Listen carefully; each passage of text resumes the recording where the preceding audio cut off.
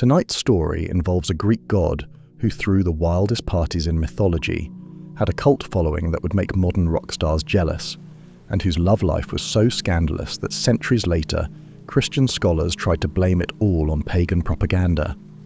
If that sounds like the plot of a reality TV show, you're not entirely wrong. Welcome to the world of Dionysus, the god of wine, ecstasy, and relationships that made Mount Olympus gossip columnists work overtime. Tonight, you are a temple priest in Athens, 420 BC. The spring air is thick with the scent of fresh wine and blooming grapevines.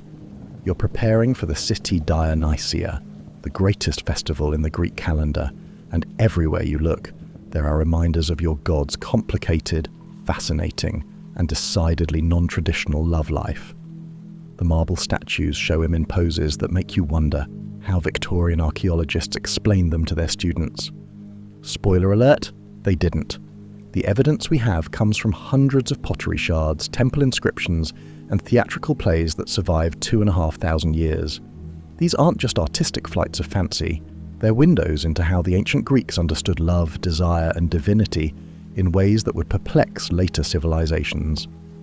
Picture opening a dusty box in a museum basement and finding a wine cup decorated with scenes that make you realize the ancients had a very different definition of family-friendly entertainment.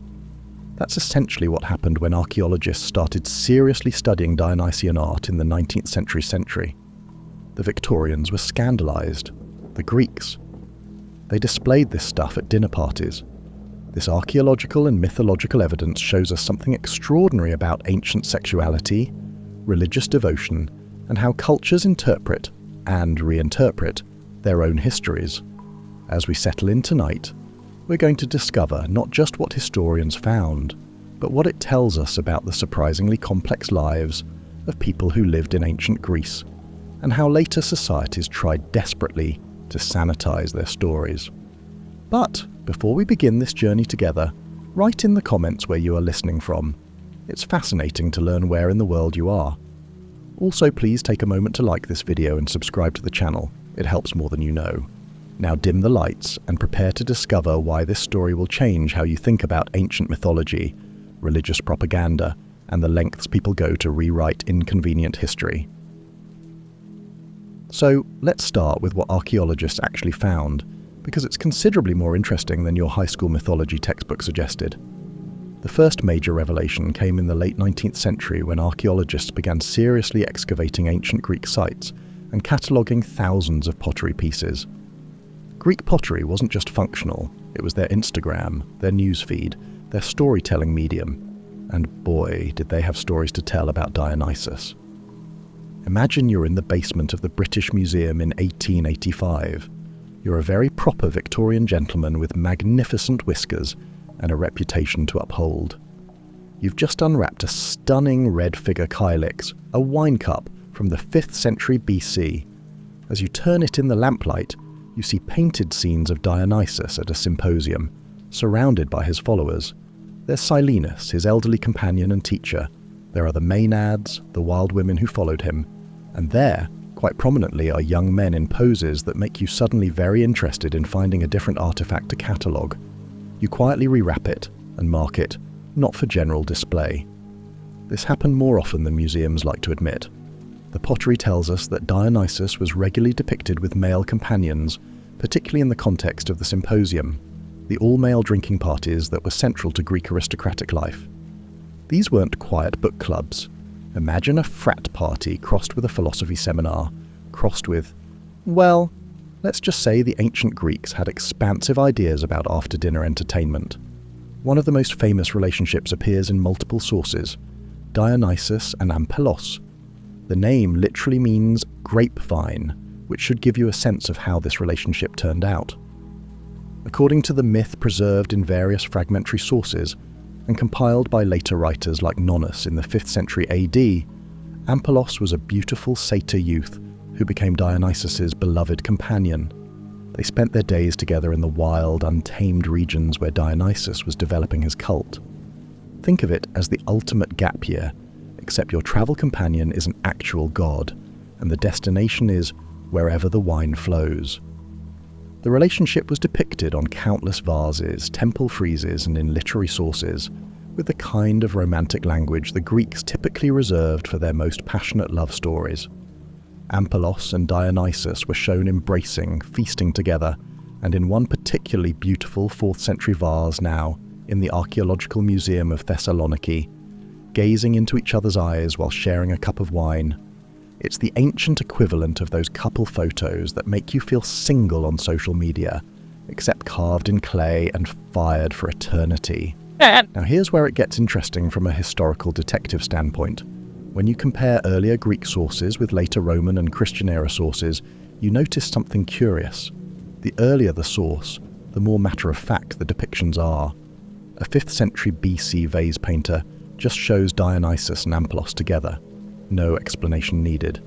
Their audience would have understood exactly what they were seeing, but by the time you get to Christian-era writers, suddenly there's a lot of explaining going on, a lot of "this is just pagan degeneracy," and "this proves how morally corrupt the old religions were" commentary. The evidence didn't change, the interpretation did. Another figure who appears repeatedly in connection with Dionysus is Prosimnus, also called Polymnus in some sources. This story is, well, it's definitely not in the children's mythology books. Preserved by Christian writers like Clement of Alexandria, who was absolutely horrified by it, the myth involves Dionysus needing to descend to the underworld to rescue his mother, Semele.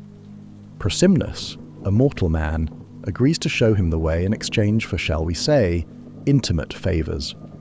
The specifics were too shocking for most translators to render into English until quite recently.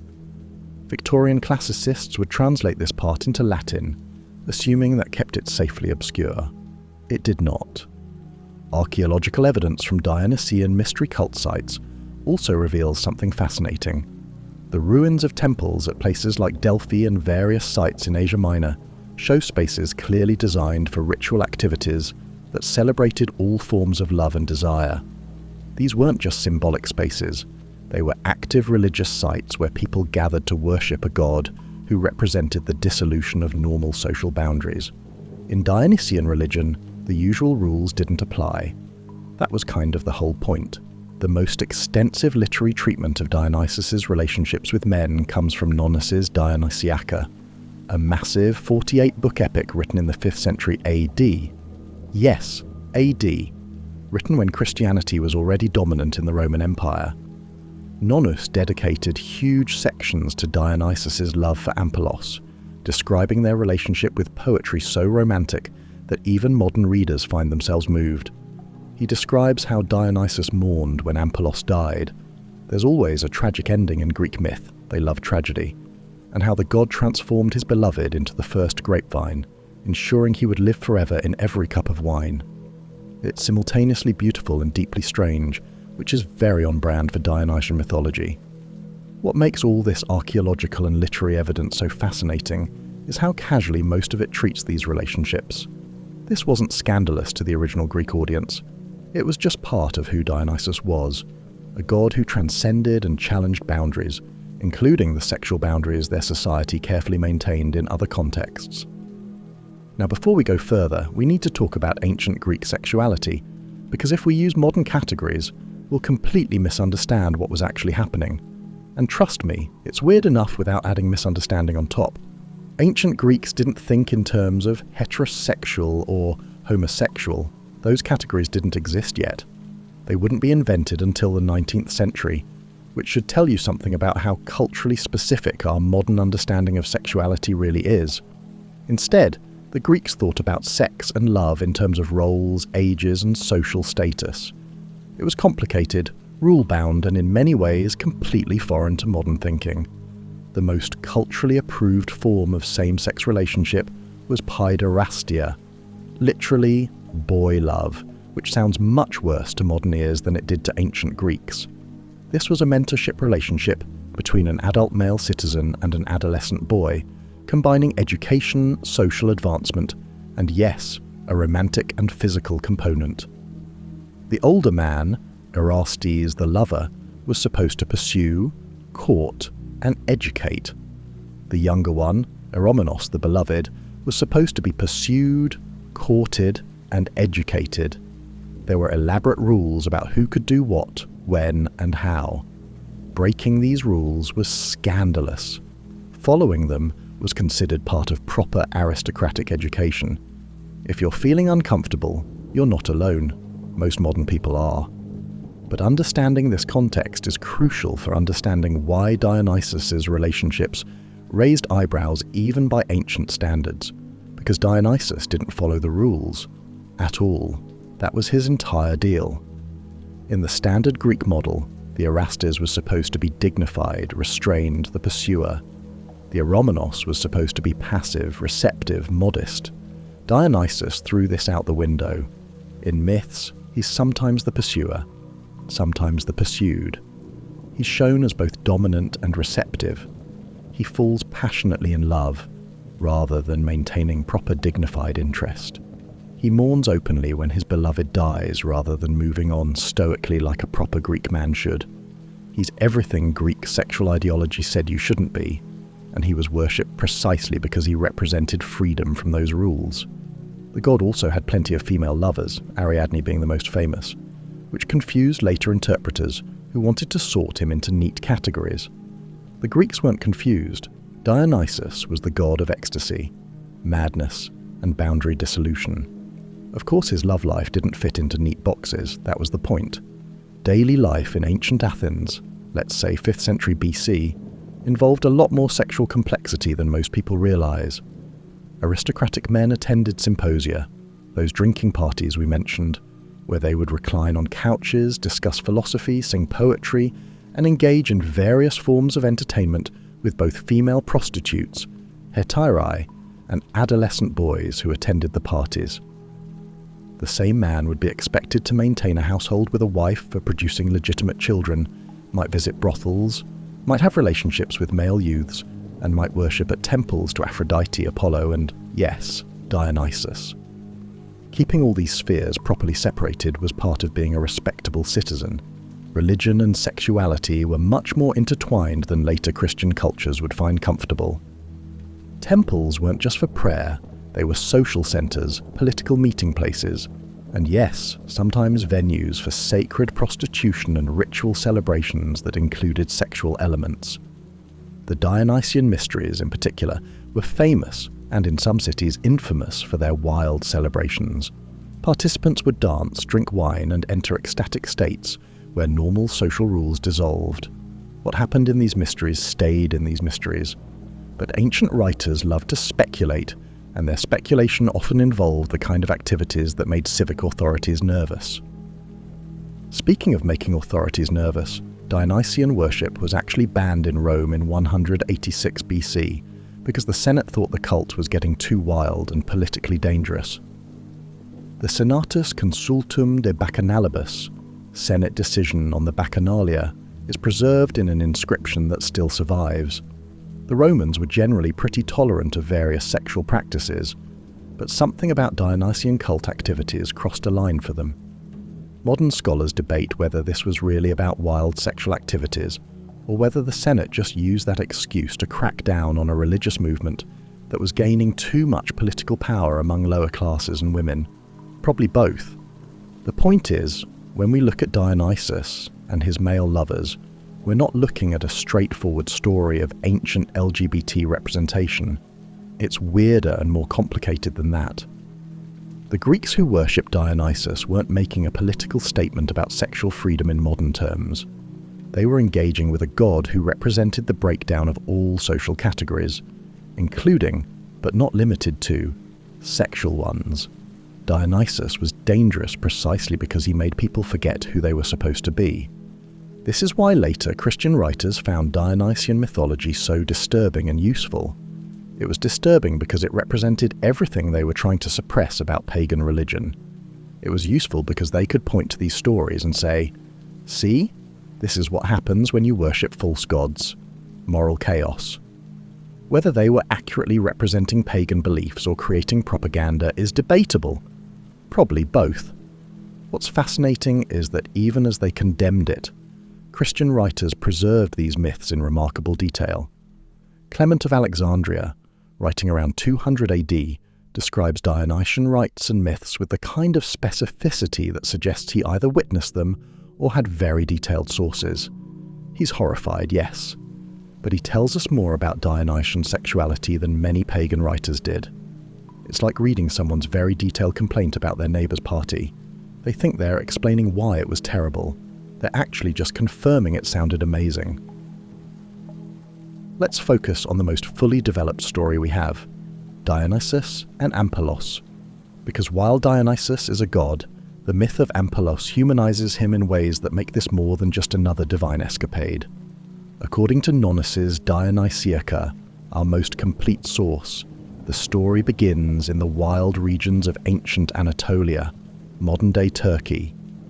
Dionysus, still young himself in divine terms, is wandering the earth, establishing his cult, teaching people about wine and generally living the immortal equivalent of finding yourself. He is accompanied by his usual retinue, satyrs, maenads, Silenus, his old teacher. But something's missing. Even surrounded by worshippers, the god is lonely. Then he meets Ampelos.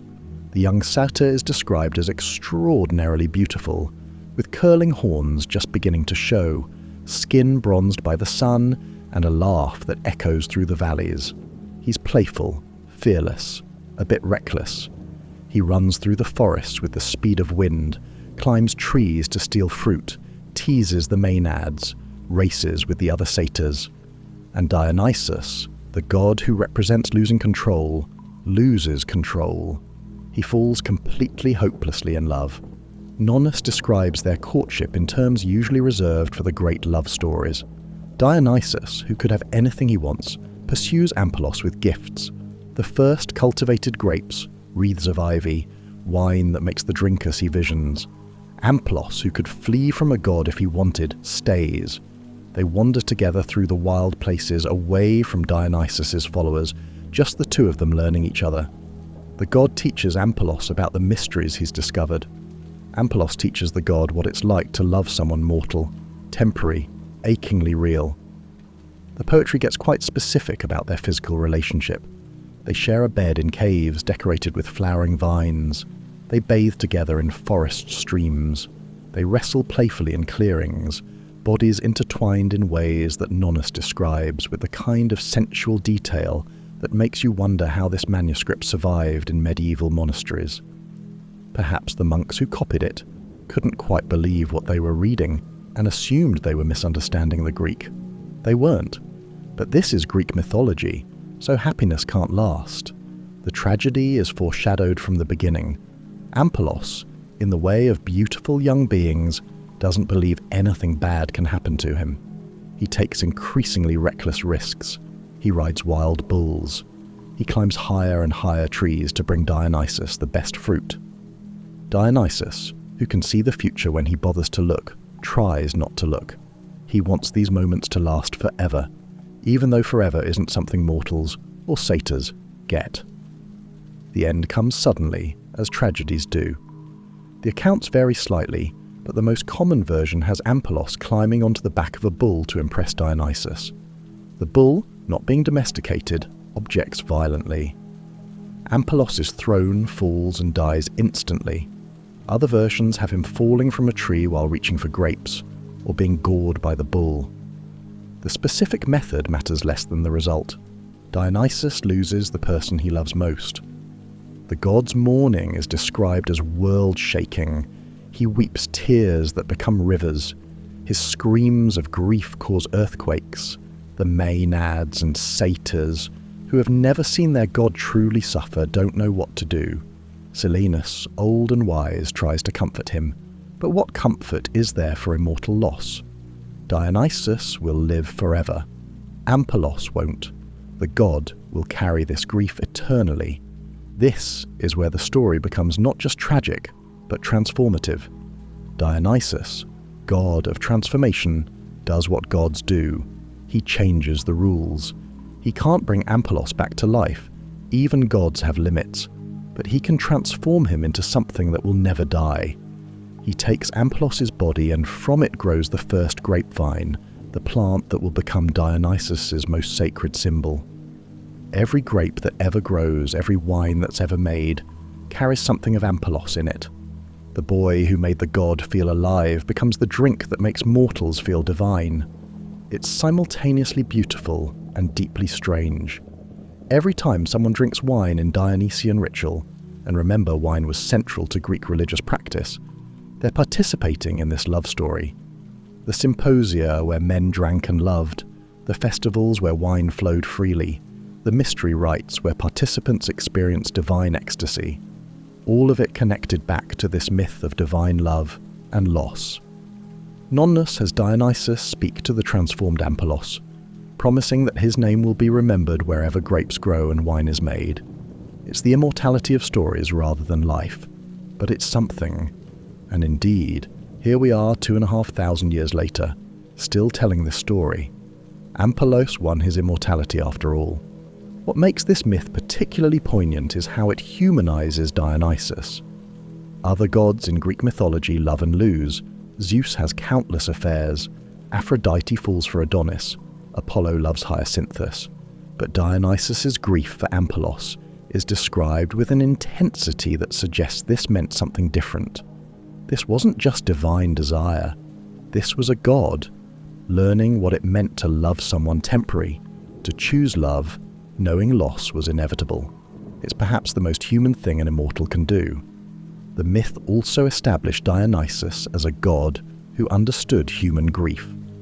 When his worshippers suffered losses, and everyone in the ancient world suffered losses, they had a god who knew what that felt like. The ecstasy Dionysian rites promised wasn't just about pleasure, it was about transcending grief, if only temporarily, through wine, dance, and ritual. It was about finding joy despite loss, which is perhaps the most valuable religious gift a god can offer. Now here's where our archaeological detective story gets really interesting, because the myths of Dionysus and his male lovers didn't just exist in ancient Greece. They travelled through Roman culture, survived into the Christian era, and got reinterpreted, edited, and sometimes weaponized by each successive culture. Watching how the story changes tells us as much about the interpreters as it does about the original myths. The Romans adopted Dionysus as Bacchus, and generally kept his mythology intact. Male lovers and all. Roman art continued depicting Bacchus with Ampelos and other companions. The Romans were more uncomfortable with adult male citizens taking passive sexual roles, but divine figures got more leeway. Bacchus was foreign anyway, Greek in origin, Eastern in cult practice, so his boundary-breaking behavior was almost expected. The Roman poet Ovid mentions these relationships in his Metamorphoses, written around 8 AD, treating them as established mythology that needed no explanation. But then Christianity happened, and everything changed. Early Christian writers faced a propaganda problem. They needed to convince people to abandon religions that had been practiced for thousands of years. One effective strategy was to take pagan mythology and present it as evidence of moral corruption, and Dionysian mythology provided excellent material for this argument. Here was a god whose worship involved drinking, ecstatic states, sexual license, and relationships that broke social norms. From a Christian apologetic standpoint, this was gold. Writers like Clement of Alexandria, 150 to 215 AD, and Arnobius, died 330 AD, describe Dionysian rites in horrified detail. They preserved myths about Dionysus and Prosimnus specifically to demonstrate pagan depravity. The irony is that in condemning these stories, they preserved them. Without Christian writers recording these myths to show how terrible paganism was, we'd know much less about Dionysian sexuality. It's like someone creating a detailed catalogue of things they hate. Very useful for historians, not so useful for their original purpose. Clement wrote, "The mysteries of Dionysus are altogether inhuman, for while still a child he was torn to pieces by the Titans and was made the basis of a secret rite, and after his resurrection by his grandmother, he became one mass of lewdness." He goes on to describe various myths, including the Prosimnus story, with a kind of specific detail that suggests he had access to sources that later disappeared. He's trying to shock his Christian audience into rejecting paganism. He's also inadvertently doing future historians a massive favour. The The Byzantine era, 330 to 1453 AD, saw continued preservation of pagan texts, often in monasteries. Monks would copy ancient Greek manuscripts, sometimes adding marginal notes like, "This is a sin to read, but we're preserving it for posterity." Many of our surviving texts of Nonnus's Dionysiaca come from Byzantine manuscripts created by monks who were, presumably, having complicated feelings about the content they were carefully transcribing. Imagine spending months hand-copying 48 books of poetry about a pagan god's romantic adventures, knowing your abbot might ask what you're working on. The things people do for scholarship. When these texts reached Western Europe during the Renaissance, translators faced a dilemma. The renewed interest in classical learning meant people wanted to read Greek and Roman sources. But the content was often scandalous by Christian standards. The solution was creative translation. Passages about male lovers would be rendered into Latin, the scholarly language, rather than vernacular languages, making them accessible only to educated male readers. Or they'd be translated very euphemistically, special friendship, devoted companion, and so on. This continued well into the 20th century. The Victorian era was particularly creative in its evasions. Scholars in the 19th century were deeply invested in ancient Greece as a cultural ideal, the birthplace of democracy, philosophy, and art. They were considerably less enthusiastic about Greek sexual practices, so they developed elaborate theories. Maybe these myths were just allegories, not to be taken literally. Maybe they were later additions by degenerate Romans. Maybe they were Christian fabrications designed to make paganism look bad. Any explanation except that the Greeks they admired had different sexual norms than Victorian England. One particularly entertaining example comes from an 1891 Victorian translation of Nonnus. The translator, W.H.D. Rouse, comes to the passages about Dionysus and Ampelos and essentially says, "This part is too indelicate for English, so I'll leave it in Greek with a Latin footnote." His Latin footnote basically says, "Trust me, you don't want to know." Modern readers, who have access to Greek dictionaries and fewer inhibitions, have looked up what he was so carefully hiding. It's romantic poetry. Sensual, yes. Explicit by Victorian standards, absolutely.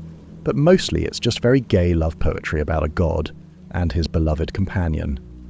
The really fascinating shift came in the late 20th century as classical scholars began acknowledging and studying ancient sexuality more honestly. Suddenly these myths that had been sanitized, hidden, or explained away were being read in context. Scholars realized that these weren't Christian propaganda inventions. They were genuine Greek myths that Christianity had then used for propaganda purposes. The myths existed first. The negative interpretation came later. Modern archaeological work has supported this.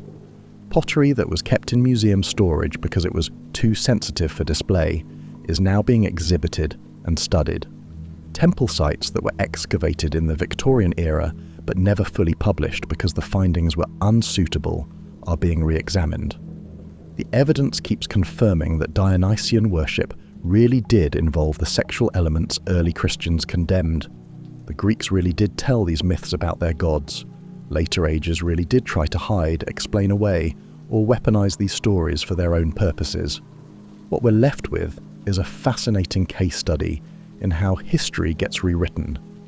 The same myths that were matter-of-fact religious stories in 5th century BC Athens became evidence of pagan depravity in 3rd century AD Christian writings, became classical literature too scandalous to translate in Victorian England, and became important evidence of ancient sexual diversity in 21st century scholarship. The facts didn't change. The interpretation did, over and over, each era seeing what they expected or needed to see. So, what does all this mean beyond one god's complicated love life? Rather a lot, actually. First, it demonstrates something crucial about ancient mythology. Myths aren't static. They evolve, get retold, get reinterpreted by each culture that inherits them. The Dionysian myths we have come from multiple time periods, authors with different agendas and cultures with different values. Some versions emphasize his female lovers. Some emphasize his male companions. Some make his sexuality central to his character, others barely mention it. All of these versions tell us something true about how different societies understood this god and what he represented. The Greek and Roman emphasis on Dionysus's boundary-breaking sexuality makes sense in cultures that had strict social rules about proper behavior. Dionysus was appealing precisely because he represented temporary escape from those rules. The symposium, the bacchanalia, the mystery rites, these were sanctioned spaces where normal social hierarchies and sexual boundaries could dissolve. You could experience something wild, ecstatic, free, and then return to normal life afterward. It was religious and social pressure release valve. This is why authorities kept trying to control or ban Dionysian worship. It wasn't really about the sex or the wine, though those were convenient excuses. It was about any social movement that encouraged people to forget their place, question norms, or experience collective ecstasy outside official channels. The Roman Senate didn't ban the bacchanalia because of orgies. They banned it because lower-class people and women were organizing themselves into mystery cults that operated outside senatorial control. The orgies were just the excuse. The Christian reinterpretation tells us something equally important about how new religions established themselves. Christianity needed to differentiate itself from the religions it was replacing. One effective method was moral condemnation. Look how corrupt the old ways were. Look how pure our new way is. This is a standard move when religions compete. The catch is that by describing what they're condemning in great detail, they preserve exactly the information they want suppressed. Future historians owe a weird debt to moralistic Christian writers who carefully documented pagan practices they found abhorrent. The Victorian evasions reveal anxieties about classical legacy. The British Empire saw itself as inheriting Greek and Roman greatness, democracy, philosophy, art, military prowess. But that cultural inheritance came packaged with sexual practices Victorians found deeply uncomfortable. So they developed creative reading strategies. Achilles and Patroclus were just close friends. The sacred band of Thebes was just a really dedicated military unit. Dionysus's male lovers were just mythological allegories. The cognitive dissonance was substantial. We want to be like the ancient Greeks, except for all these parts we're going to pretend didn't exist. Modern scholarship's more honest engagement with this material reflects broader social changes. As societies became more accepting of sexual diversity, scholars could acknowledge its existence in the ancient world without triggering moral panic. This doesn't mean modern scholars are projecting modern categories onto ancient cultures. Good scholarship distinguishes ancient Greek paiderastia from modern gay relationships. But it does mean we can actually discuss what the evidence shows rather than hiding or explaining it away. There's also something profound here about how we inherit and interpret the past. Every generation looks at history through its own cultural lens. We can't help it. Even modern scholarly objectivity is influenced by contemporary values. We prioritize different questions than Victorian scholars did, value different types of evidence, come to different conclusions even when looking at the same artifacts. The goal isn't to achieve some impossible, perfect objectivity. It's to be aware of our biases, acknowledge them, and account for them in our interpretations. The story of Dionysus and his lovers also teaches us about the diversity of ancient thought. We sometimes talk about ancient Greece or ancient Rome as monolithic cultures with unified beliefs. They weren't. Different Greek city-states had different laws about sexuality. Different time periods had different attitudes. Different philosophical schools taught different ethics. Some Greeks celebrated Dionysian sexuality. Others found it threatening. Some Romans enthusiastically participated in Bacchic rites. Others, like those senators in 186 BC, tried to ban them. The ancient world was as diverse and contradictory as our modern world. This has implications for how we use ancient cultures as evidence in modern debates. When people say, the ancient Greeks accepted same-sex relationships, that's true, but incomplete. Some Greeks, in some contexts according to specific rules, accepted specific kinds of relationships. When people say traditional values have always defined marriage as between a man and woman, that's also true but incomplete. It ignores the complexity of ancient sexual practices, the variety of relationship types across cultures, and how traditional values have constantly evolved. The past is more complicated than sound bites allow. Perhaps most importantly, the Dionysian myths remind us that human sexuality and love have always been complex. The Greeks didn't have our modern vocabulary for sexual orientation, but they absolutely experienced same-sex desire, love, and passion. They created gods who embodied that experience. They told stories about it. They created art depicting it. They built religious practices around it. Yes, their understanding was different from ours, embedded in different social structures, with different rules and meanings. But the fundamental human experiences of desire, love, loss, and longing transcend those cultural differences. When Nonnus wrote about Dionysus mourning for Ampelos, he was describing grief that anyone who has loved and lost can recognize. When Greek potters painted scenes of the god embracing his companion, they were depicting intimacy that needs no translation. When Romans continued worshipping Bacchus despite official disapproval, they were seeking experiences of transcendence and connection that humans have always sought. The specific cultural packaging changes. The human core remains. This is what makes mythology valuable beyond just historical curiosity.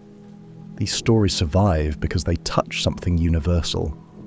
Dionysus represents aspects of human experience: desire, ecstasy, boundary dissolution, the yearning for transcendence that every culture grapples with.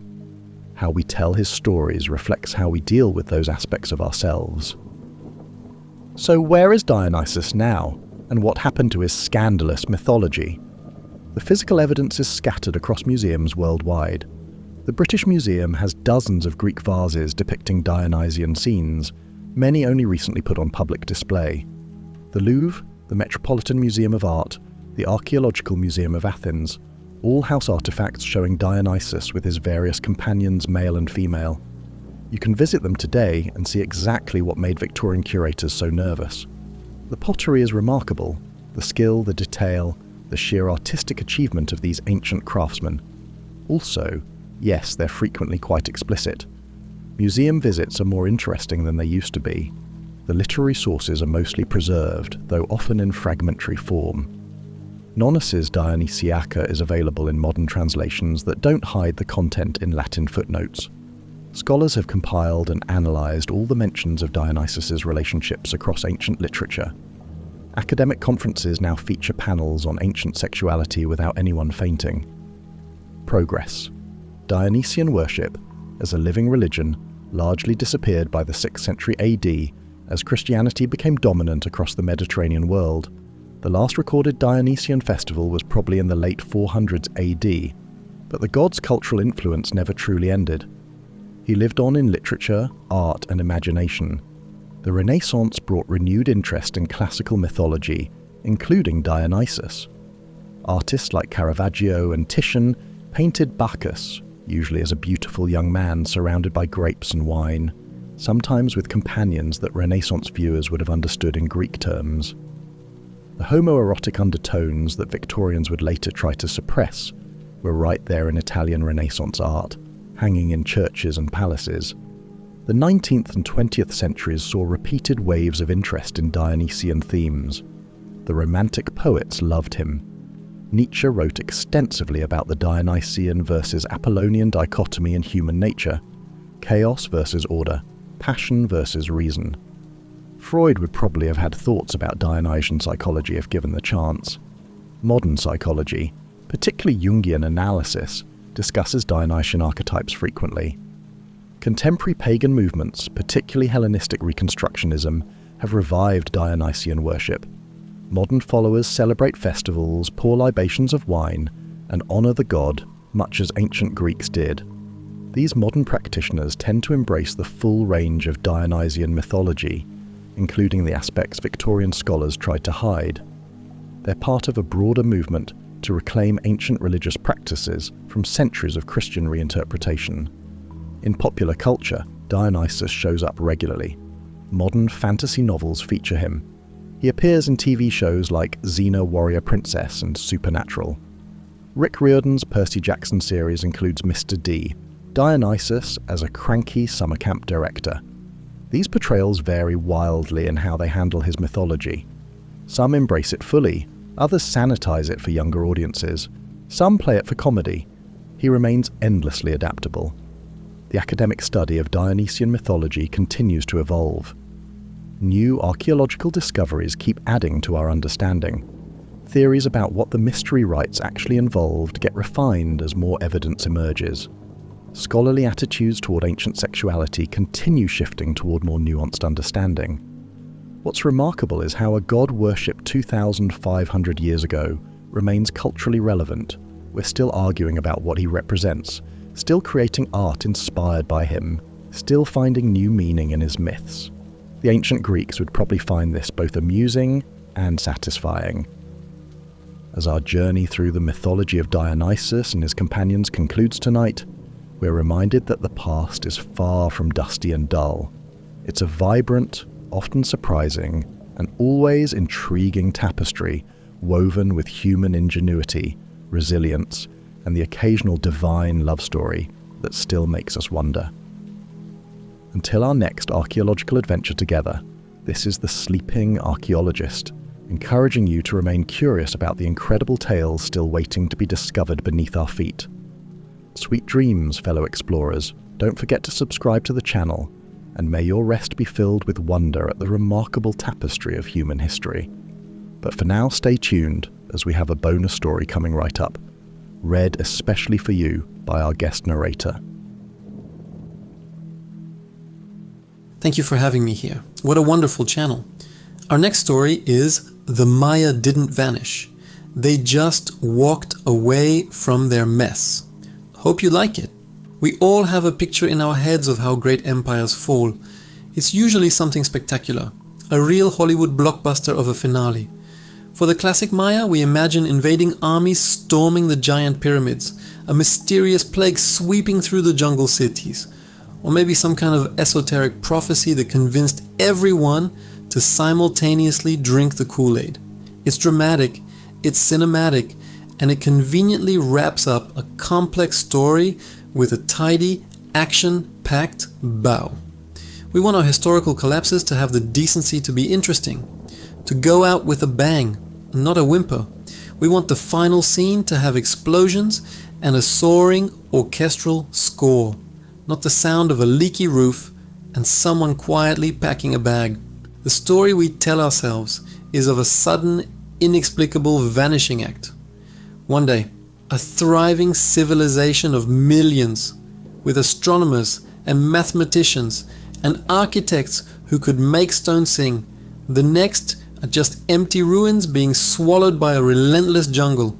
It's a fantastic mystery, the kind that sells books and fuels late-night documentaries with dramatic reenactments.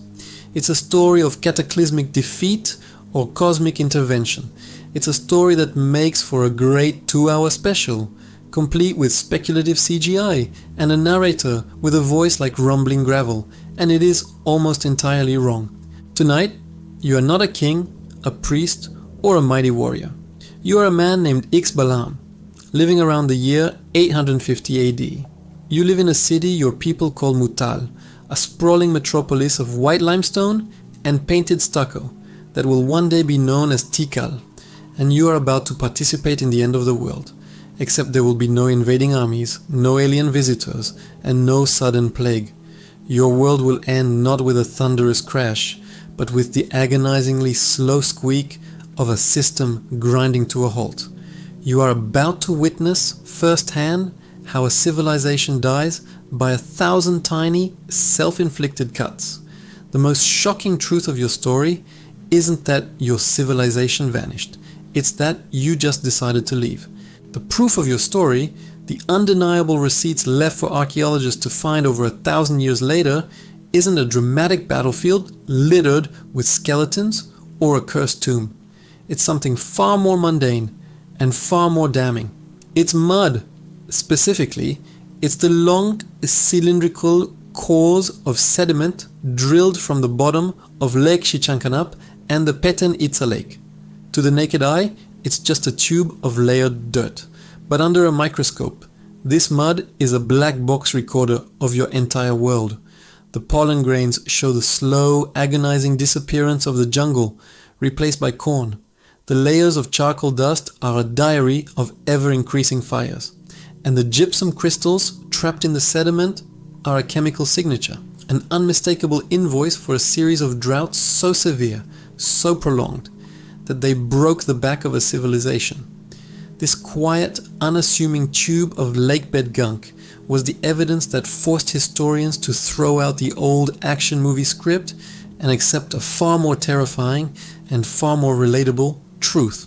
This discovery, made through decades of painstaking work in the lakes of the Yucatan Peninsula, reveals something extraordinary about the delicate balance between human ambition and environmental reality. As we settle in tonight, we're going to uncover not just what archaeologists found, but what it tells us about the surprisingly relatable lives of people who lived in the heart of the Maya world. Now dim the lights and prepare to discover why this story will change how you think about lost civilizations. The sun in your world is not a gentle, benevolent star. It is a hammer. It beats down on the white limestone plazas of Mutal, making the air shimmer and the stone too hot to touch. You were born in this city, and for most of your life this heat was just a fact, like the mosquitoes or the howler monkeys that roar like thunder in the pre-dawn gloom. You are a plaster maker, or more accurately, a plaster cooker. It is your job, your father's job, and his father's job to provide the literal skin of your civilization.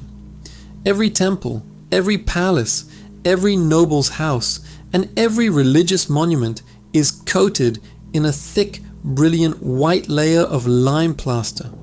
It's what makes your city gleam in the sun, a beacon of order in the chaos of the jungle. It's the canvas for the vibrant red and blue murals that tell the stories of your gods and your god king, the Kuhulajau. Your work starts before the sun is even a suggestion in the eastern sky. You rise from your sleeping mat in your family's small, thatch-roofed house on the outskirts of the city. It's a simple dwelling, one of thousands clustered around the city's monumental core, a humble suburb to the divine downtown. The air is thick and heavy, not yet baked by the day's heat. You eat a small, thick tortilla made from maize, the corn that is not just your food, but the very substance your gods used to create humanity. It's a little gritty today, the corn ground, with a bit more of the stone from the grinding slab than usual. You wash it down with a gulp of water from a clay jar. The water has a faint, earthy taste. It always has, but lately the earthiness has a stronger, muddier character, as if you're tasting the very bottom of the reservoir. You and the other men from your neighborhood walk towards the city center, your bare feet padding softly on the packed earth paths. As you get closer, the paths turn into raised causeways, the Sakbiobama, paved with white limestone that glows faintly in the twilight. On either side, the jungle is a wall of green, a cacophony of chirps, buzzes, and rustles. But you notice, as you have been noticing for years now, that the wall of green is thinner than it used to be.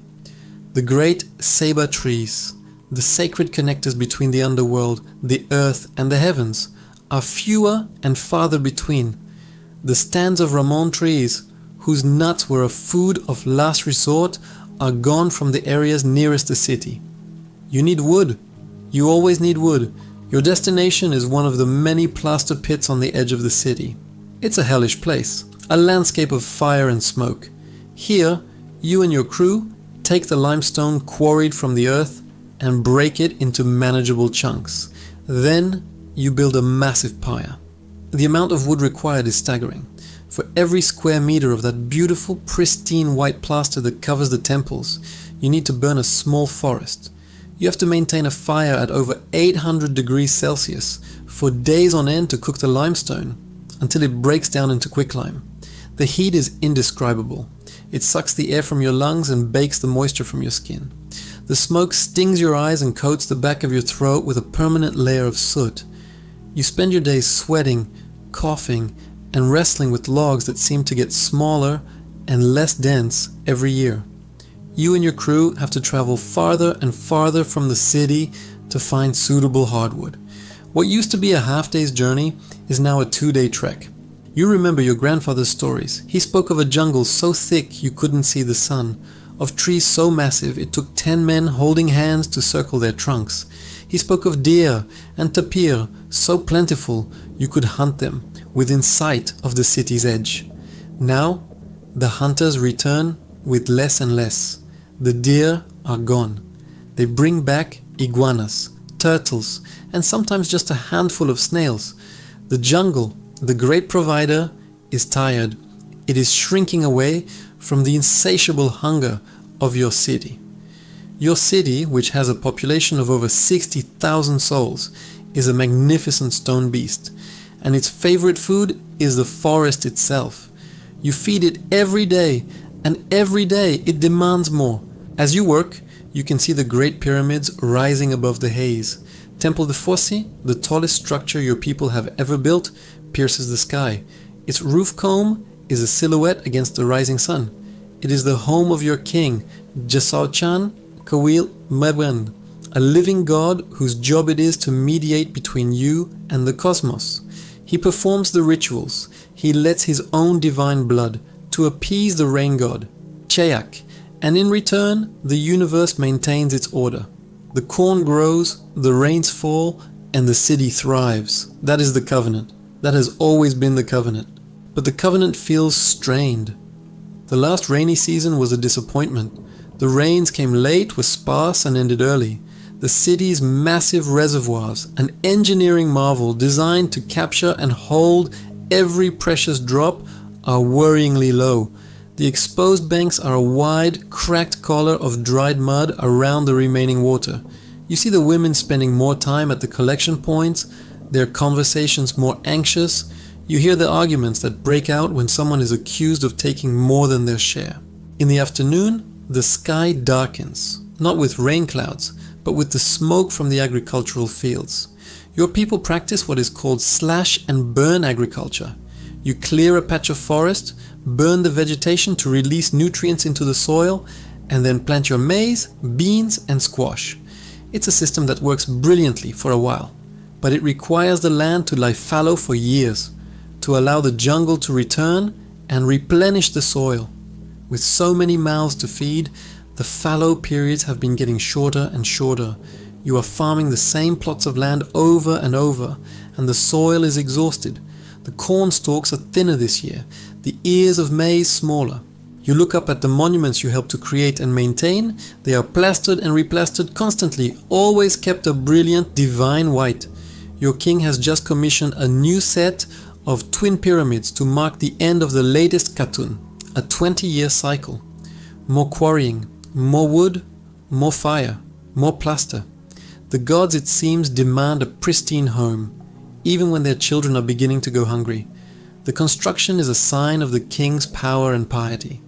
It is meant to reassure you, to show you that the gods are pleased, that the order of the universe is being upheld. But as you stand there, covered in soot and sweat, a dull ache in your back, and a persistent cough in your chest, you feel a flicker of something you dare not name. It feels like a question, a dangerous, unsettling question about the true cost of all this gleaming white stone. What happens when the city's hunger for wood finally consumes the entire forest? What happens when the rain god, Chak, no longer answers the king's prayers, no matter how much divine blood is spilled? You push the thought away. To doubt the king is to doubt the gods. To doubt the gods is to invite chaos. And so you heave another log onto the fire, the smoke stinging your eyes, and pray for rain. But the sky remains a flat, indifferent, hazy blue. The hammer of the sun just keeps falling. The years pass, not in a blur, but in a slow, grinding succession of seasons, each one a little worse than the last. The change is so gradual that you almost get used to it. It's like a chronic illness where the memory of true health becomes a distant, unbelievable dream. You are older now. The strength in your arms and back has been replaced by a permanent ache. Your son works beside you at the plaster pits, his face already etched with the same lines of worry you see on your own. The great drought, when it comes, is not a single event. It's a series of them, a stuttering pulse of dryness that lasts for generations. There are years where the rains are almost normal, and a fragile, desperate hope returns to the city. People celebrate, the king proclaims that his rituals have been successful, and new monuments are commissioned. But then the next year, and the year after that, the sky is silent. The clouds that gather on the horizon are teasing ghosts that promise relief but deliver only wind and dust. Archaeologists centuries from now will call this period the terminal classic. For you, it is just life. A life of waiting for a sky that has forgotten how to weep. Your daily routine has become a study in scarcity. The morning tortilla is smaller. The gritty texture is more pronounced. Sometimes there is no tortilla, just a thin porridge made from ground ramon nuts, the famine food. The walk to the plaster pits is longer than ever. The landscape around Mutal is no longer a jungle with clearings. It is a clearing with pathetic scrubby patches of second growth forest. The animals are long gone. The birds are silent. The only sound is the incessant buzz of insects and the whisper of the hot wind across the cracked earth.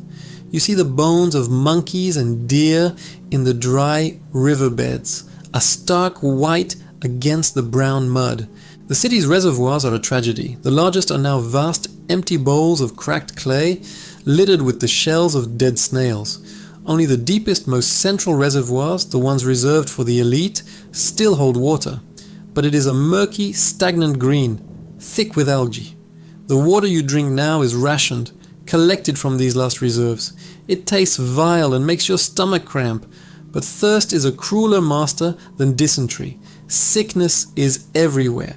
Your neighbors waste away from diseases that a little clean water and a full belly could easily fight off. The children are the worst affected. They have hollow eyes and swollen bellies. Their laughter, once a constant music in the city's neighborhoods, is a sound you rarely hear anymore. The social fabric of the city is fraying, thread by thread. The old bonds of community are strained to the breaking point. People guard their small patches of corn with weapons. A stolen gourd of water can lead to a killing. The authority of the local lords, the ones who manage the neighborhoods, is eroding. They have no food to distribute, no solutions to offer. They are just as hungry and thirsty as you are. But the king and the priests, high in the monumental core of the city, seem to operate in a different reality. The rituals become more frantic, more desperate. You see processions of priests and nobles, their bodies painted, wearing elaborate headdresses of rare quetzal feathers, feathers that must now be traded from a great distance, as the local birds vanished with the forests. They climb the steep steps of the great Jaguar temple, their chants echoing across the silent plaza. They spill their own blood. They burn mountains of copal incense, the smoke rising to a sky that offers nothing in return.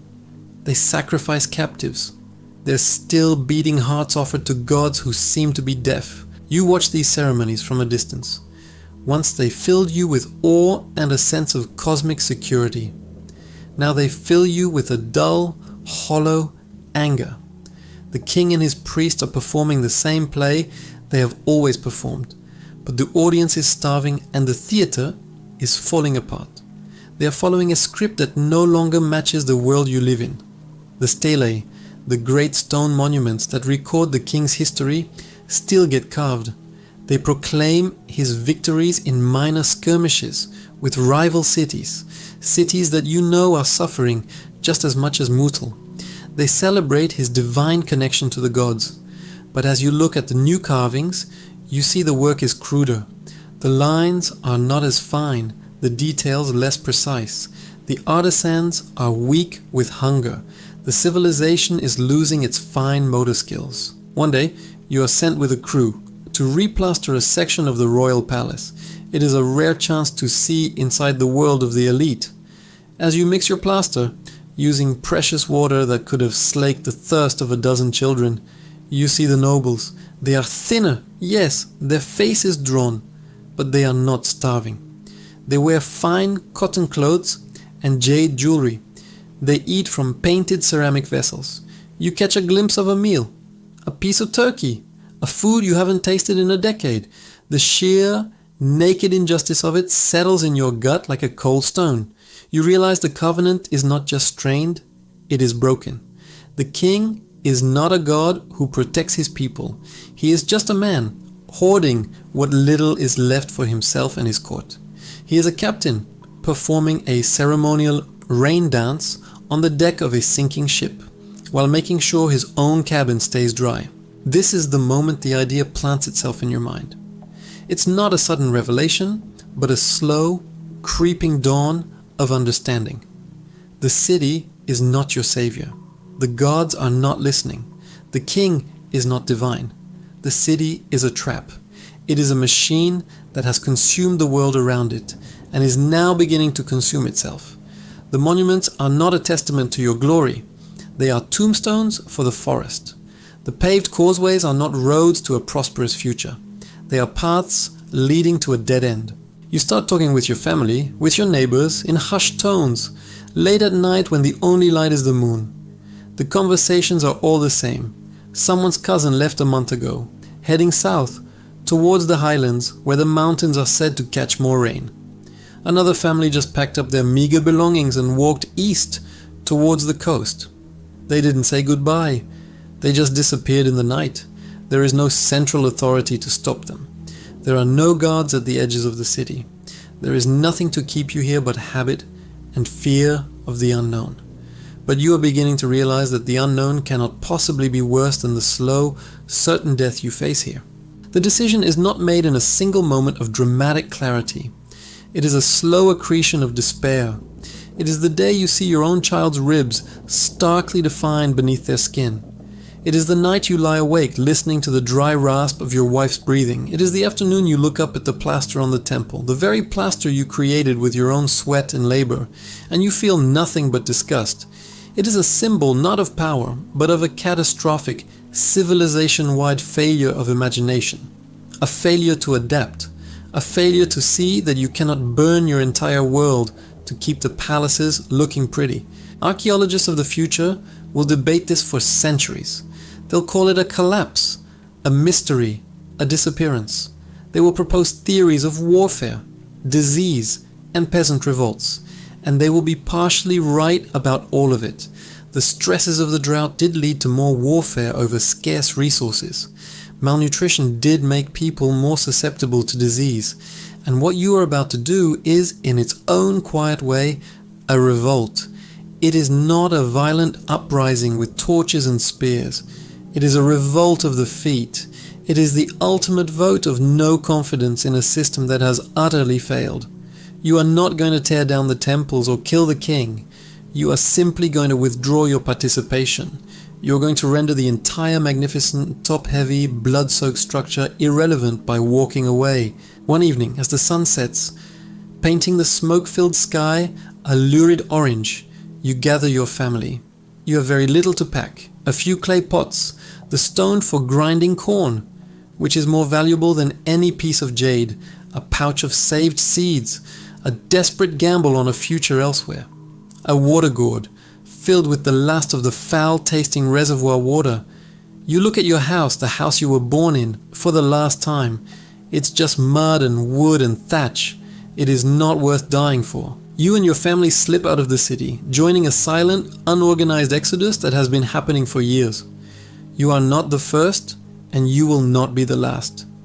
You walk down the Great White Causeway, not as a citizen going to a ceremony, but as a refugee leaving a disaster zone. You pass the towering pyramids, their dark shapes looming against the twilight sky.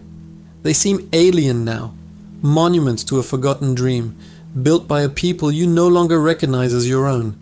There is no sadness in your departure. There is only a grim, forward-looking determination. The feeling is not one of loss, but of liberation. You are leaving the city, but you are also leaving the hunger, the sickness, the thirst, and the failed promises of the gods and kings. Your destination is vague, south or east, somewhere with water, somewhere with trees, somewhere you can dig your hands into the earth and plant a seed with a reasonable hope that it will grow. You don't know if you will find it. The journey is perilous, but it is a journey of your own choosing. It is a chance. And a chance is more than the city of Mutal has offered you for a very long time. As you walk, you join trickles of other families, all moving in the same direction, all carrying the same meager bundles, all with the same hollow, determined look in their eyes. You are the Maya people. You are not vanishing. You are relocating. You are adapting in the only way you have left. You are walking away from the monumental failures of the past and into a smaller, harder, but more sustainable future. Behind you, the great city of Mutal does not fall. It simply stops. The fires in the plaster pits grow cold. The quarries fall silent. The chanting of the priests echoes in empty plazas. A few nobles and their retainers will remain for a while, clinging to the vestiges of their power, rattling around in a cavernous, empty palace. But without the farmers, the plaster makers, the artisans, and the laborers, without you, the city is just a collection of beautifully decorated rocks. It is a body without a soul, a machine without fuel. Over the next few years and decades, the jungle, which your people had fought back for centuries, will begin its patient, inexorable return. Vines will snake over the carved stones. Tree roots will pry apart the mortar of the great pyramids. The plaster you spent your life creating will crack and fall away, revealing the stone bones beneath. The plazas will become meadows, then thickets, then forest. The howler monkeys will return to the treetops, their roars once again the true kings of this domain. The city will be slowly, gently, and completely erased, buried under a blanket of green, waiting for new eyes to find it 1,000 years later and wonder what great cataclysm could have possibly brought such a mighty place to its knees. They will never guess the truth, that the end was not an explosion. It was a choice. It was your choice. It was the quiet, resolute sound of your footsteps and thousands of others walking away into the rustling darkness, leaving the ghosts of a failed experiment behind you. You carry the future of your people not in a grand temple, but in a small pouch of seeds and a desperate, enduring hope for rain. You are not the end of the story. You are the messy, unwritten, and resilient next chapter. The world you left behind would become one of history's great cautionary tales, though it would take a millennium for anyone to be able to read it. The archaeologists who finally hacked their way through the jungle to the steps of your abandoned temples were, for a long time, as mystified as you would have expected.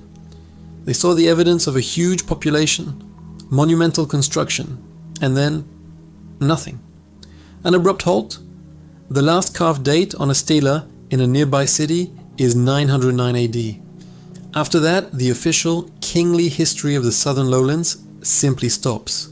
The kings stopped talking because there was no one left to listen. The early theories, the ones that became popular culture, were all about outside forces, an invasion from the west, perhaps from central Mexico, a catastrophic earthquake or a volcanic eruption, a pandemic that swept through the dense urban populations. Each of these theories had a certain logic, but the evidence was flimsy. There were no widespread signs of a massive, conquering invasion. The geology didn't support a single, civilization-ending natural disaster. And while disease was rampant, as evidenced by the skeletons found in rushed, late-period graves, it looked like a symptom of the collapse, not its cause. The signs of malnutrition, of severe and chronic nutritional stress, were written on the bones of your contemporaries. People were smaller, sicker, and died younger in the final years of the city. This wasn't a sudden plague. It was a slow, grinding attrition fueled by hunger. The real answer, as we now know, was far more intimate. It wasn't an outside enemy that destroyed your world. It was your world's own success. For centuries, the Maya civilization in this region was a story of incredible growth. The population boomed. The cities grew larger and more complex. The demands on the environment grew in lockstep.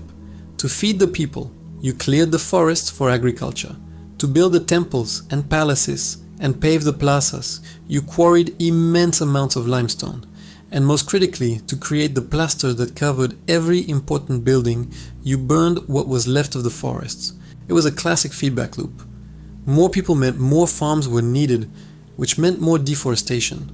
More elaborate temples to appease the gods and project royal power meant more plaster was needed, which meant even more deforestation. The archaeologists who calculated the fuel requirements were stunned.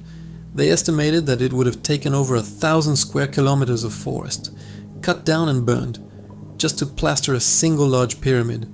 Your city had dozens of such structures, all of which were periodically replastered. You were, quite literally, burning your world to keep it white. And this is where the quiet evidence from the bottom of the lake becomes so deafeningly loud. Those sediment cores show that as the centuries of the classic period progressed, the tree pollen in the mud disappears. It is replaced by the pollen of weeds and corn. The forest with its deep roots was a critical part of the local water cycle. The trees helped draw moisture from the soil and release it into the atmosphere, encouraging cloud formation and rainfall. They created a humid, stable microclimate. When you cut them all down, you broke that cycle. You made your own world hotter and drier. So when a series of naturally occurring cyclical droughts hit the region, the kind of droughts the ecosystem could have weathered in the past, your deforested, ecologically degraded landscape had no resilience left. The droughts were amplified.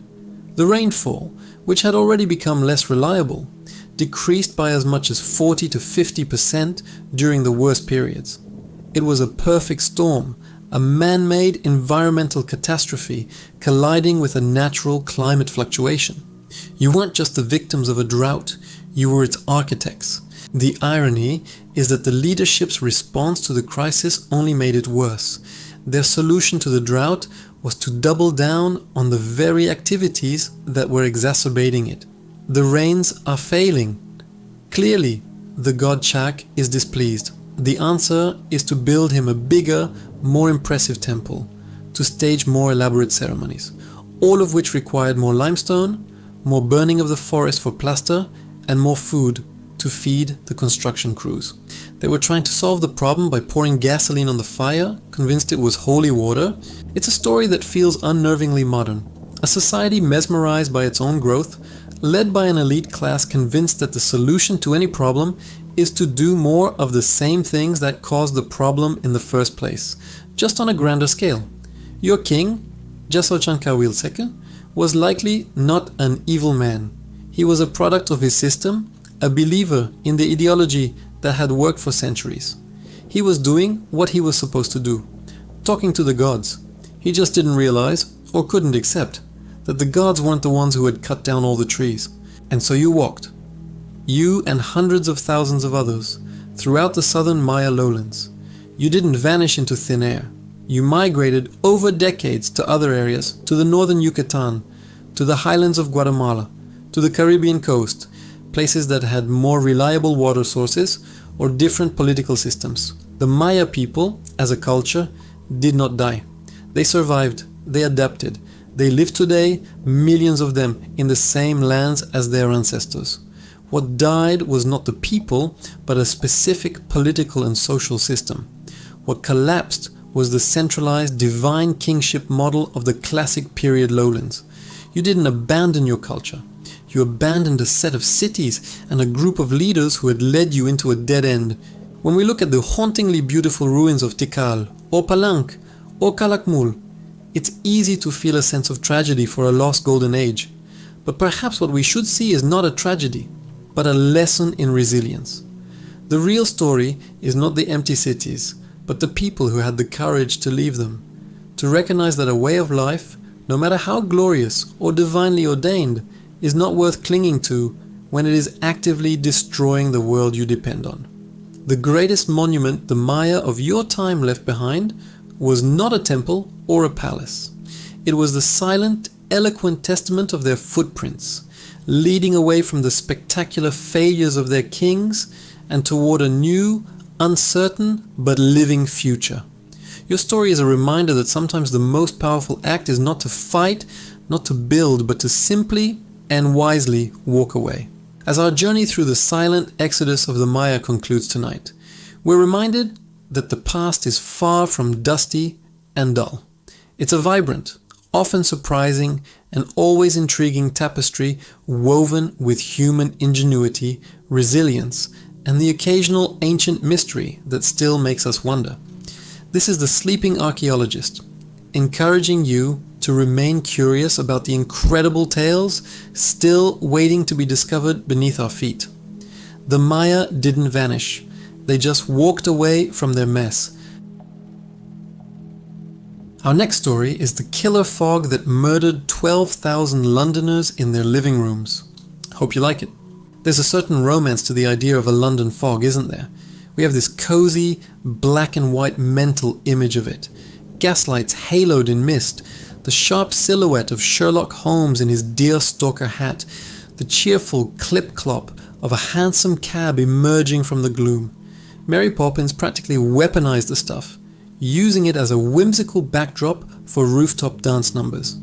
We think of it as atmosphere, a charming, soupy inconvenience that made the city mysterious and a little bit magical. It's the kind of thing you'd put on a postcard, a quaint meteorological quirk of a bygone era, like penny farthings, or debating the merits of leechcraft. Let's be honest though. That's a bit like looking back fondly on the charming ambience of asbestos insulation, or the rustic appeal of drinking water directly from a river downstream of a tannery.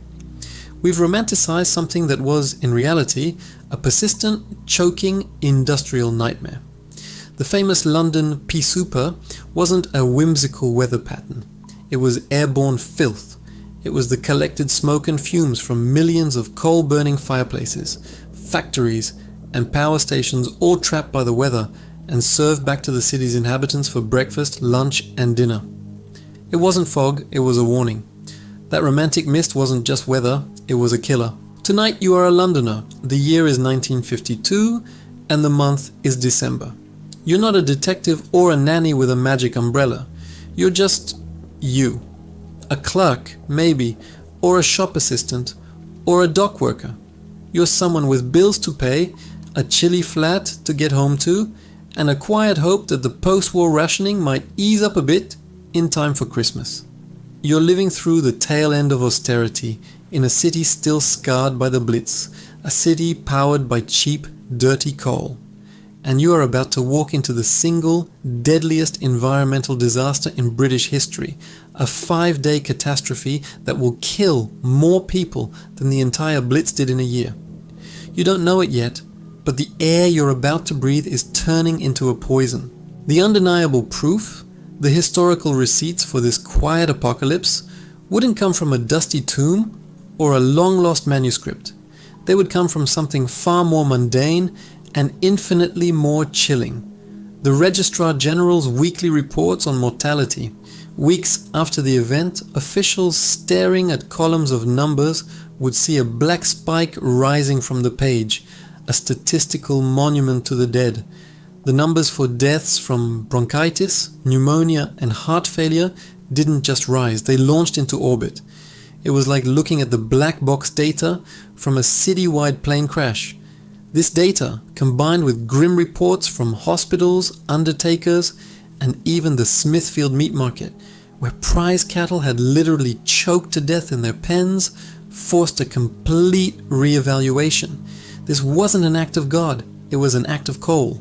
This discovery, made in the months and years following December 1952, reveals something extraordinary about the hidden costs of progress and the fragility of urban life. As we settle in tonight, we're going to uncover not just what scientists found, but what it tells us about the surprisingly relatable lives of people who lived in London during the Great Smog. Now dim the lights and prepare to discover why this story will change how you think about a simple foggy day. It's Thursday, the 4th of December. You're leaving work. The air has that particular London chill that feels less like a temperature and more like a damp personal insult. It's been cold for a while, cold enough that everyone in the city is doing the same thing, shoveling more coal into their hearths, their boilers, their factory furnaces. It's the lifeblood of the city, the warmth in your flat, the steam that powers the trains, the electricity that keeps the lights on. It all comes from coal, and not the good stuff. Post-war Britain runs on the cheap stuff, the low-grade, high-sulfur coal known as nutty slack. It's the geological equivalent of mystery meat full of sulfur and whatever else the earth had forgotten to throw away. But it's cheap, and it burns. That's all that matters. As you join the river of commuters heading for the tube or the bus stop, you notice the air is unnervingly still, not a breath of wind. High above you, a vast dome of high pressure, an anticyclone, has settled over the entire region. Think of it like a giant, invisible Tupperware lid being slowly, firmly pressed down over the city of London. Down on the ground, the cold, damp air is trapped, and into this trapped bubble of air, the city is pumping its smoke. An estimated 1,000 tons of smoke particles, 2,000 tons of carbon dioxide, 140 tons of hydrochloric acid, and a staggering 370 tons of sulfur dioxide. Every single day. You don't know the numbers, of course, you just know it smells like London. That familiar, slightly acrid tang of coal smoke that clings to your coat and hair. A mist begins to form as you walk. It's not unusual. This is London in December. After all, a pea souper is as much a part of the city's character as red buses and bad plumbing. The first wisps curl around the streetlights, softening their edges, turning them into pale, fuzzy orbs.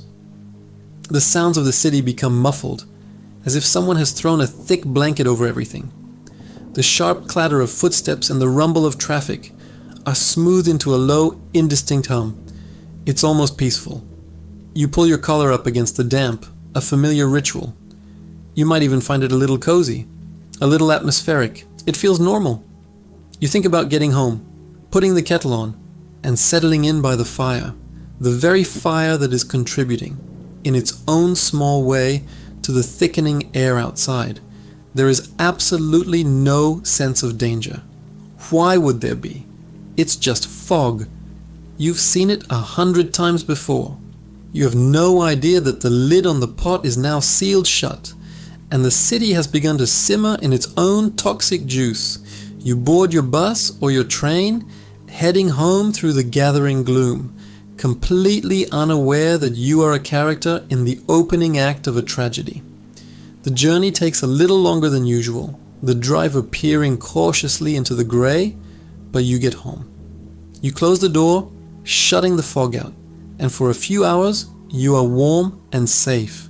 You feel the day's chill seep out of your bones as you eat your dinner. You read the paper perhaps, or listen to the radio. The news is full of Cold War tensions, the recent American election, maybe a story about the newfangled television sets some people are buying.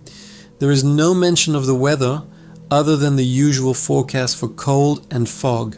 It's utterly, terrifyingly mundane. As you go to bed, the fog outside has become a dense, silent blanket pressing against your window panes. You fall asleep to the distant muted sound of a ship's horn on the Thames, a lonely, mournful call cutting through the night. It is the last normal night you will have for a week.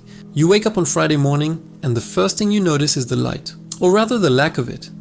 It's a strange, sickly, yellow-grey twilight filtering through your window, even though the sun should be well up by now. The second thing you notice is the smell.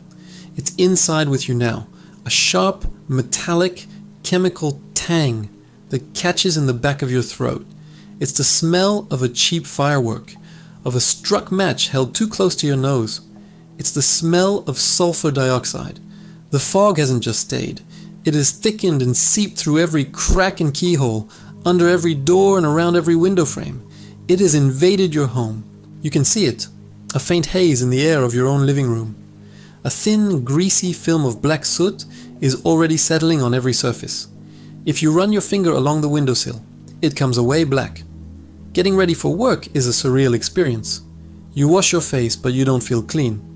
You put on your clothes, and they already feel damp and smell faintly of smoke. The chill in the flat is bone deep, and you know the only way to fight it is to build up the coal fire.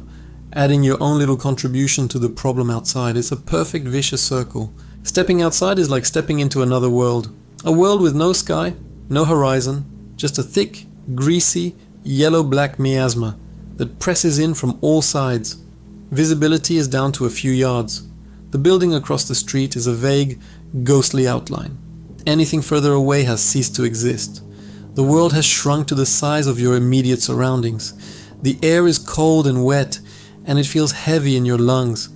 Every breath is a conscious effort, a shallow, unsatisfying gulp of something that feels more like liquid than air. You start coughing before you've even reached the end of your street, a dry, hacking little cough that doesn't seem to clear anything. Your eyes sting and water, protesting against the chemical assault. The journey to work is not a commute, it's an expedition. Public transport has ground to a near total halt. The bus you normally take is nowhere to be seen. You hear reports that some bus drivers are being guided by conductors walking in front of the vehicle with a flashlight, inching their way through the murk. It's a brave but ultimately futile gesture, like trying to navigate the deep ocean with a candle.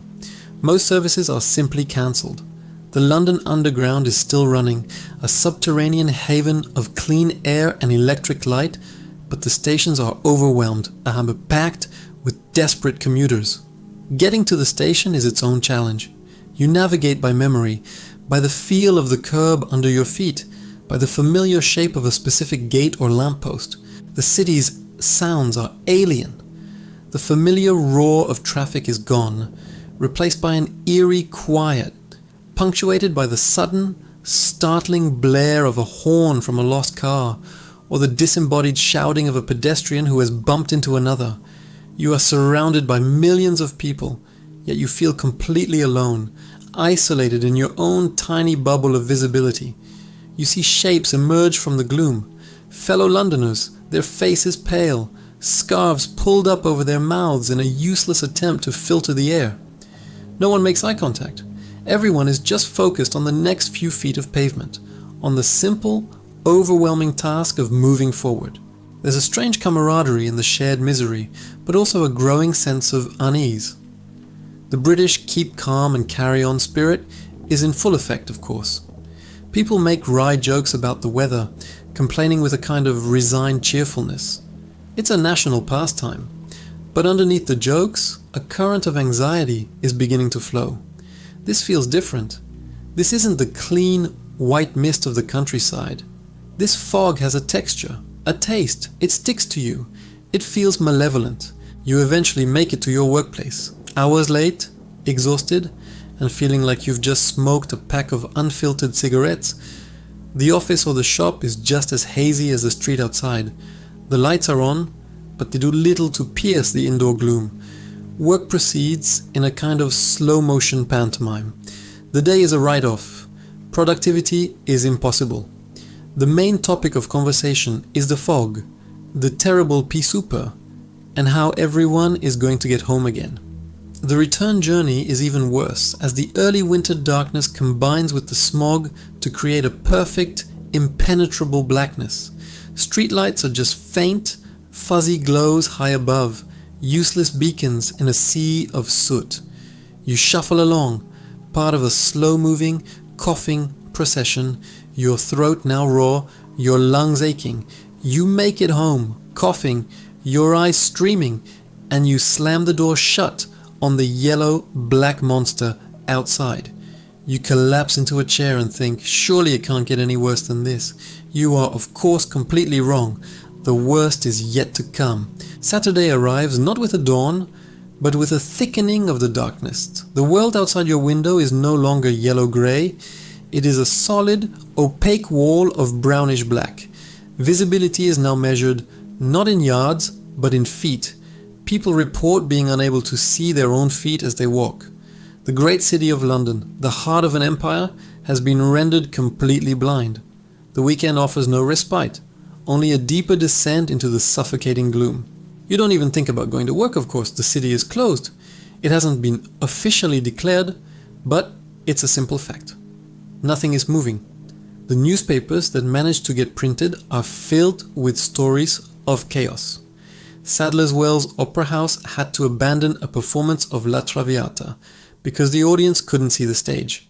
At a cinema in Islington, the manager had to stand on stage and apologize to the patrons, telling them the movie was still playing. But the fog inside the theater was so thick that the projector beam couldn't reach the screen. The city's entire social and cultural life has been extinguished, snuffed out by the air itself. You are trapped in your flat. The greasy soot continues to build up on every surface. The chemical smell is stronger now, inescapable. You try stuffing rags and newspapers into the gaps around the windows and doors, but it's a fool's errand. The smog is too pervasive. It's like trying to keep the tide out with a bucket. The air inside is now only marginally better than the air outside. Your cough has settled deep in your chest, a constant rattling companion. Your breathing is shallow, and you feel a persistent tightness, as if a belt is being slowly tightened around your ribs. The silence outside is profound and deeply unsettling. The normal weekend sounds, children playing, the distant hubbub of a market, the chime of church bells, are all gone. The city is holding its breath. The only sounds are the ones that signal distress, the frantic, desperate ring of an ambulance bell struggling to navigate streets it cannot see. The sound gets louder, then fades, a Doppler effect stretched out over an agonizingly long time. You wonder who it's for. Is it the elderly man who lives on the floor below? You haven't heard him moving about today. You think about checking on him, but the thought of opening your door and letting more of that toxic air in makes you hesitate. It's a terrible, selfish calculation, and you feel a pang of guilt. News, or what passes for it, comes in scraps, from the radio or from a neighbor you bump into in the hallway. The stories are surreal. At the Smithfield Meat Market, the great annual livestock show was underway. Farmers had brought their prize-winning cattle and sheep to the city. Now those animals, some of them worth a small fortune, are dying. They are literally choking to death in their pens, their great lungs unable to cope with the poisoned air. The first reports say a dozen have died. Soon that number will climb to over 60. Vets are trying to fashion makeshift gas masks for the animals out of sacks soaked in whiskey, a desperate, almost comically tragic image. These prize beasts are the canaries in London's coal mine, and they are dying in droves. This is the point where the famous British stiff upper lip begins to tremble. The keep calm and carry on mantra starts to sound less like a statement of resilience and more like a diagnosis of denial. How do you keep calm when the air itself is attacking you? How do you carry on when you can't see your hand in front of your face? The humor becomes darker, more gallows-oriented. People are joking about needing a pilot to get to the pub, about the fog being thick enough to carve and sell as coal blocks. It's a defense mechanism, a way of whistling past a graveyard that the entire city is slowly becoming. You spend the day indoors, listening to the radio, trying to read in the dim light. Every so often, a fit of coughing seizes you, leaving you breathless and dizzy. You look at the coal scuttle by your fireplace. The thing that provides your only warmth is also the source of the poison. Your home is both your shelter and your gas chamber. There is no escape. The city is a sealed tomb, and you are sealed in it. As Saturday night falls, a black-on-black darkness that feels absolute. A deep and primal fear begins to set in. The fog is no longer a weather event. It feels like a living thing, a predator, patiently waiting outside your door, and you have a terrible, sinking feeling that its patience is about to be rewarded. Sunday, the fourth day. If this were a story, this would be the climax, the dark heart of the narrative. But you are not reading a story, you are living it, breathing it, and it is terrifying. The fog has not abated. If anything, it has grown more concentrated, more potent. The sulfurous stench is overpowering. The air has a taste, acidic, oily, foul. It coats your tongue and throat. This is the day the city's infrastructure truly breaks. The ambulance service, which had been fighting a heroic battle against the blindness, is now effectively defeated. In a city of 8 million people, the service is responding to calls at a glacial pace. A journey that should take 10 minutes now takes an hour or more. Many ambulances simply get lost or crash or are abandoned by their frustrated crews. For thousands of people lying sick in their cold homes, gasping for breath, help is not coming. The symptoms for those worst affected are brutal. The sulfur dioxide and other pollutants in the air mix with the water droplets in the fog to form a diluted but effective sulfuric acid. You are breathing in acid. It attacks the bronchial tubes and lungs, causing them to inflame and produce fluid. For the elderly, the very young, and anyone with a pre-existing respiratory condition like asthma or bronchitis, it is a death sentence. They are, in the simplest terms, drowning on dry land, their own lungs filling with fluid. Hypoxia sets in as their blood is starved of oxygen. The official causes of death will be listed as bronchitis, pneumonia, or heart failure. But the real cause is the air. You are young enough, healthy enough to weather the worst of it, but you are not unaffected. The tightness in your chest is now a constant, burning pain. Every breath is a labor. You feel lethargic, dizzy, your thoughts clouded by a lack of oxygen. You listen to the radio, and for the first time, there is a genuine note of alarm in the announcer's voice. The BBC reports that travel is impossible, that sporting events are cancelled, that people are being advised to stay indoors. It's a classic piece of British understatement. Advising people to stay indoors is like advising sailors on a sinking ship to avoid getting wet. The danger is already inside with you. The psychological toll is immense. The perpetual darkness, the sensory deprivation, the constant feeling of being suffocated, it's a form of torture. Claustrophobia sets in.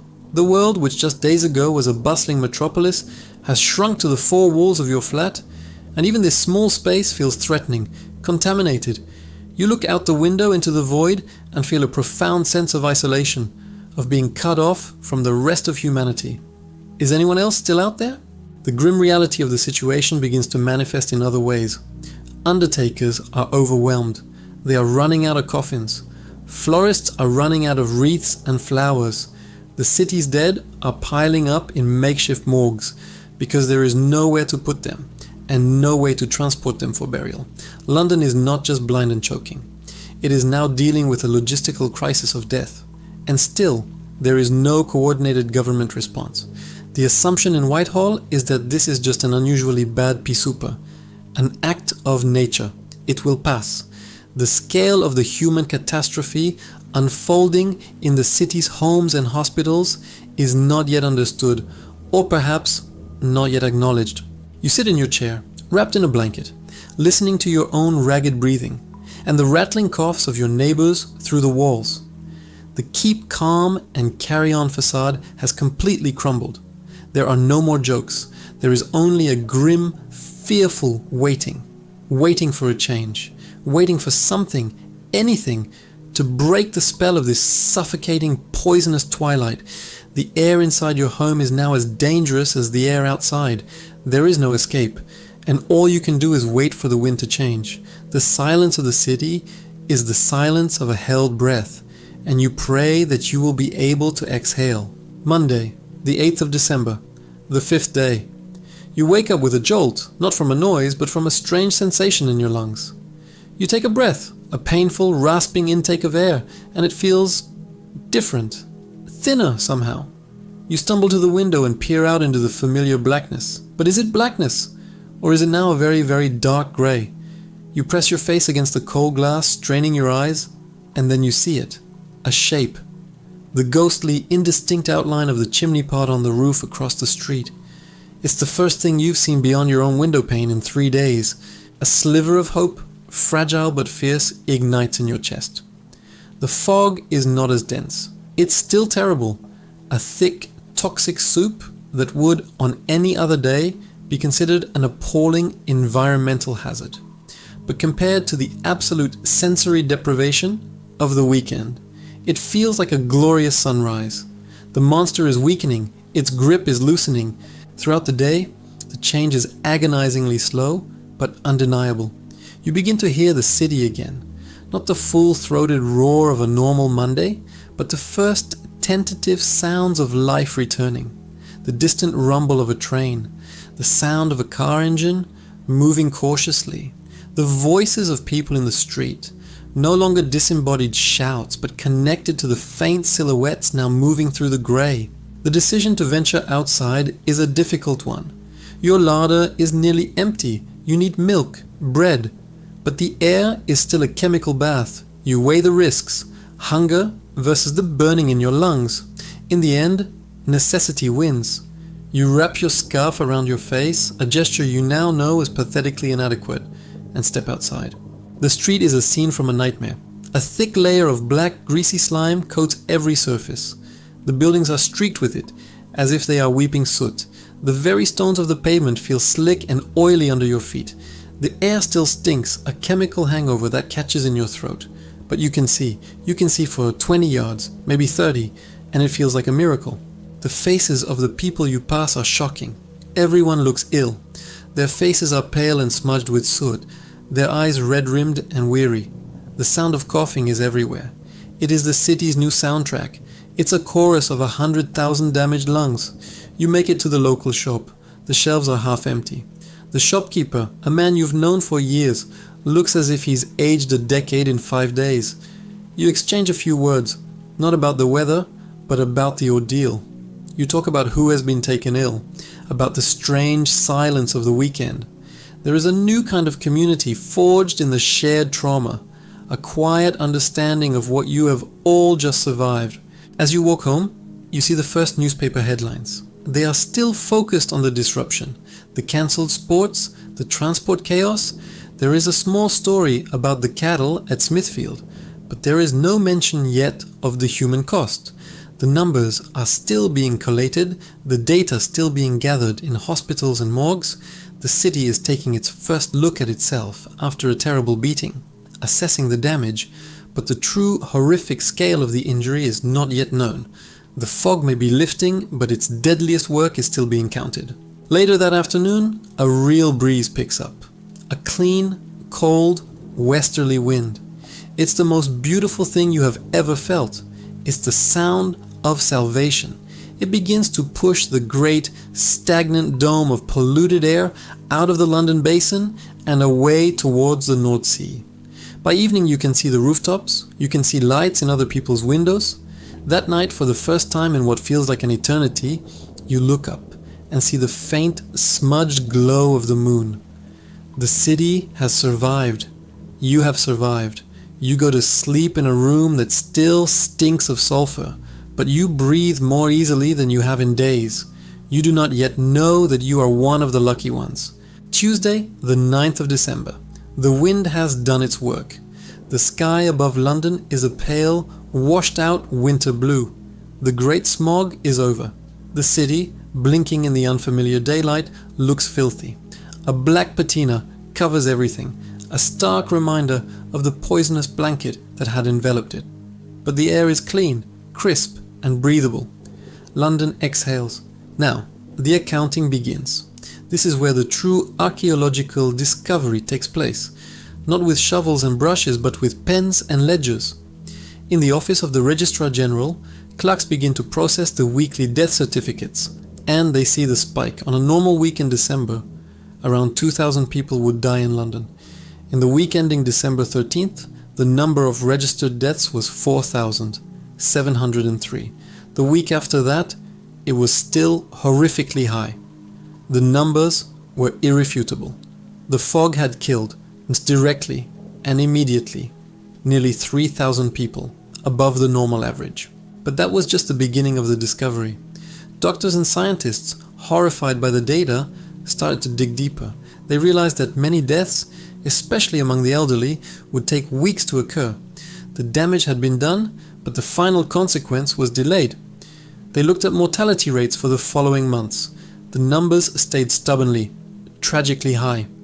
When the final analysis was complete, years later, the true death toll of those 5 days was revised upwards.